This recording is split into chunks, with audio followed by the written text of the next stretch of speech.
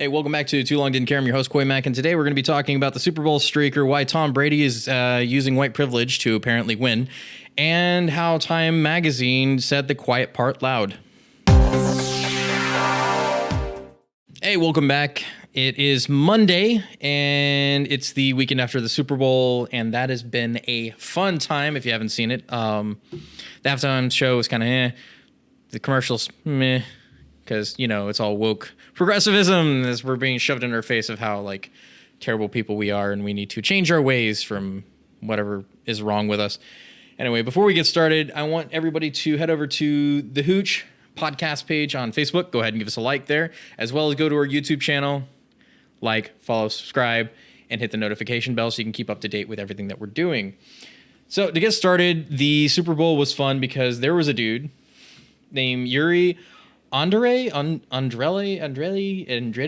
he's a Florida man because obviously he's a Florida man, because when has anything in the history of Florida not involved a Florida man? So, since it was in Tampa this year, there had to be a dude streaking. So he ran, and he actually made it to the end before the Chiefs could, which is absolutely hilarious because they got shut out of the Super Bowl. I mean, we're talking awfully done. The Buccaneers wrecked them. Anyway, but that's not the main story. You would think that would be the main story going on with this, but it's actually Tom Brady being accused of white privilege for his support of Donald Trump. And this is something that irks me, because today I was actually called a racist over this. Now, people are comparing, like, why isn't Colin Kaepernick in the NFL? Why isn't he in the Super Bowl? They were playing all these progressive ads of how kneeling and everything like that for the cause, but he was nowhere to be seen. And now they're coming after Tom Brady for being white. Basically, that's what it is. His support for Donald Trump and him being white is the reason why Tom Brady is in here. And I'm sorry, the dude's won 7 Super Bowls. Colin Kaepernick, none. 0. Zip. Has not won any of those. He was on a losing streak before the whole kneeling incident in 2016 even happened. Before he decided to start taking a knee, he was losing 13 different games. I'm sorry, he was a terrible quarterback. And that's exactly why I got called racist today, mind you. It's because I said Colin Kaepernick was a shitty player. He is, and that's the absolute truth. It has nothing to do with his skin color. He was just a terrible player.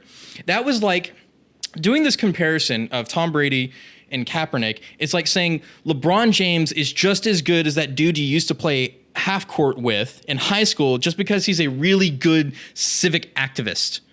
Which isn't true. It's not. He will never, ever, ever be as good as Tom Brady. And Tom Brady's 43 years old. The dude is still running Super Bowls and winning, by the way, at 43 years old. Now, I don't know about you. I couldn't do that. I couldn't do what Tom Brady does, let alone keep up with the amount of winning that he is doing. So what? He supported Donald Trump. There's tons of people that supported Donald Trump, right? That doesn't mean he's a bad person. It doesn't mean he's living off of white privilege to get where he is, because the dude works hard for what he does. You can't just win 7 Super Bowls on white privilege. It's not happening. It's never going to happen. You cannot just get somewhere because you happen to be white and win that entire time without putting the work into it. Right? It's like, that demeans the sport. It demeans everything that these people do. Right? And if that's not enough, you still have people like Mariah Carey throwing shade at them for having tone-deaf ads, saying the pledge to end systematic racism, but still not have Kaepernick there. I'm sorry. Like I said, he's a crappy player. And he had his chance to come back. And that was back in 2019 when he snubbed the NFL because he didn't get what he wanted. He wanted his people there to film, and he said, you know what, I'm going to do my own workout and host my own event. Instead of going to, if he really wanted to get back into the NFL, he would have gone there and done what they have asked. The NFL would have let him back in if they showed him. They even, when they did see the tapes of him, they said, yeah, he's mediocre. He's okay. He's average. He's not anything stellar. He could play in the NFL, but he's not going to be winning any Super Bowls. I'm sorry. Like, Tom Brady wins Super Bowls. If Colin Kaepernick could actually win Super Bowls, the NFL would have kept him. Simple as that. It's not about race. It's about his ability to play. It's never... If he had the ability to play to begin with, right, the NFL would not have gotten rid of him. period. If they made him money, they would not have let him go, even if he is a toxic brand. They would have kept him, but he doesn't win money. He doesn't make money. He doesn't win, so they didn't keep him. That is the only reason why Kaepernick is not in the NFL right now. Plus, he makes more money being an activist than he ever did in the NFL, especially with all those endorsements and contracts and everything else with Nike, because got to have those kids in China making them shoes, right? I mean, freaking hypocrites. That's all they are. That's all they've ever been. And it's the same thing with what's going on with the Times article. Everybody was saying Donald Trump was crazy because he said that there was electioneering. There was people behind the scenes that were making things happen. And Time just goes, you know what? It's absolutely true, but it's not what you think. The best quote about this whole article, and we're not going to read the whole thing because it is really long, is this paragraph right here. That's why the participants want the secret history of the 2020 election told. Even though it sounds like a paranoid fever dream, a well-funded cabal of powerful people ranging across industries and ideologies working together behind the scenes to influence perceptions, change the rules and laws, steer media and coverage, and control the flow of information. They were not rigging the election, they were fortifying it. They believe that the public needs to understand the system's fragility in order to ensure that democracy in America endures. I'm sorry, what now?